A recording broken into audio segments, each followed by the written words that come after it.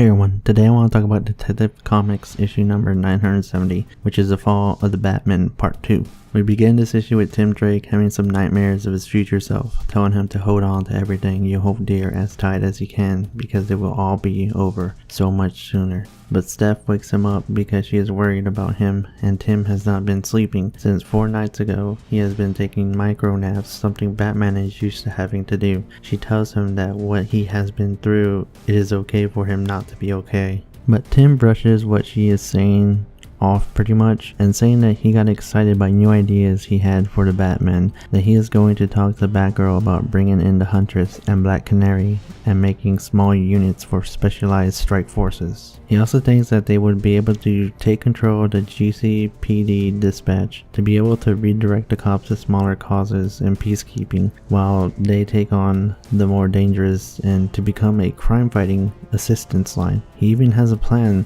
to set up signals in the city to let them know that they got things under control and to let people know they are safe. Also, he talks about free bat ambulances that will meet their team on the field if he can get the help from Leslie. That he can't miss his chance, that he knows what happened when he was gone, and he knew that he could have stopped it to try and make a system that can help sustain itself. That after he takes care of Gotham, he can focus on him and Steph. Then as Batwoman and the rest of the team are out on the field, Batman tells her that there is desperation to this, and Batwing and Azrael come across what is in the truck, which is cyborg assassins. That these cyborgs are mimicking the moves of their different team members. That they have gathered footage of them over the months and are programmed to match their styles. Someone is trying to use their team against them.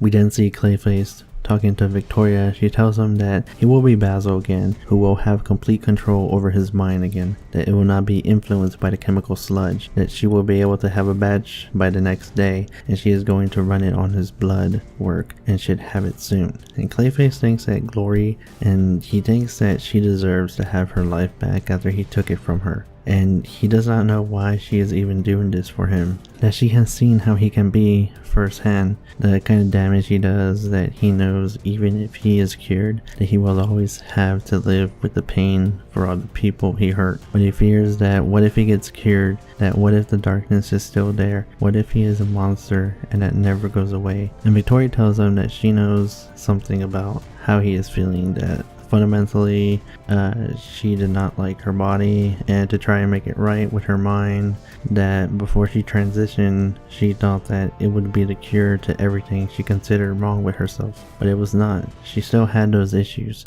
that were there before, but knows that those things are a part of her, not just something that was there because of her body. And it is that information that makes her strong, and it will Basil too. We are then taken to Batwoman's HQ, where her father is talking to her, and how a few weeks back, the last of their war drones activated on their own and tried to kill her. He expelled Armstrong from the colony, and he will not be hunting the Batman anymore. He tells her that ever since Tim Drake came back, that they have been escalating their presence in Gotham, and people are getting afraid, and that the government is thinking of striking at them before they can expand anymore. He shows her a message that he received from Tim Drake, and if someone does not stop Tim, someone will get hurt. Then we are taken to Cassandra and Clayface fighting the cyborg assassins, and Clayface does not even know what he is doing. That the hero stuff is easy to do for him, that he does what Batman tells him to do and it feels good. But if he just gets cured, then what will he be? He would not be useful, that he would just be on his own again. She tells him that when it comes to her life, it can never be normal. But Clayface, he has a chance. He fears that he will hurt someone again. Cassandra assures him that she would make sure he does not do that. Back at the tower with Robin and Spoiler, Tim Drake called her there to ask her why she did it. That Bruce sent him footage and it was shots taken from her phone of each member, and Steph is mad that he is assuming she did that. He did not come to her first and ask. We find out that it was Lonnie, Anarchy, who was the one behind it. Steph decides to find out what is going on, and Tim wants to come, but she denies him flat out. That she found out that Tim was never going to the Ivy School, that he was going to stay in Gotham and play with his utopia and not care about the victims he leaves behind.